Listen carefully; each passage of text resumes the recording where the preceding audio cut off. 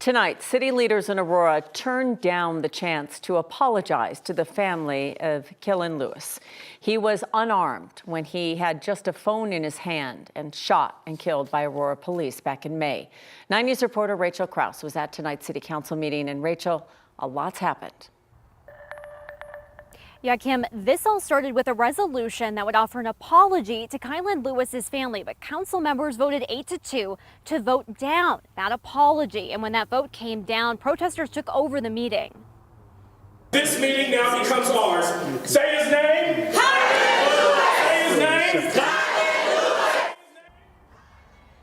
Family and friends of Kilyn Lewis, together with supporters shouting and chanting, took over the Aurora City Council meeting. The council and the mayor took off. The two council members who voted for the apology came back.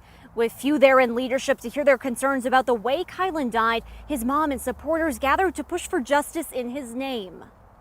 How would you feel if your son or daughter was shot down like mine? You would be up here doing the same thing. I would hope that you would. So we're not going to stop.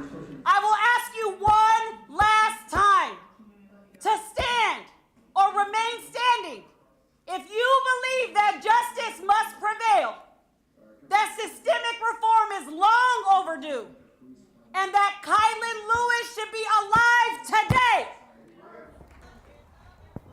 As interim chief Heather Morris watched on with officers, protesters called for her to hear their concerns. She came down, stood by, and listened to it all as the family members came forward, even giving the family her condolences. After the council meeting ended, Allison Coombs, who proposed the apology, said there were two reasons she believes her colleagues voted down the resolution. First of all, people would have had to spend their time listening to the community, and they didn't want to do that. And second of all, what I was told by my colleagues is that having this resolution at all was divisive. That if they voted no, that was going to make the community even more upset, and that I should have just not brought it to begin with. Now, that council meeting ended here about an hour or so ago, but protesters say they'll be back at the next council meeting to keep Kilyn Lewis's memory alive. Reporting live in Aurora, Rachel Krause, 9 News.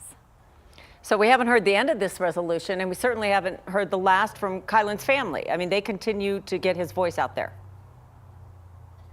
Yeah, they say they were able to have their voice heard at least by police earlier today, and they want to make sure that his name is not forgotten in Aurora anytime soon. Thank you, Rachel.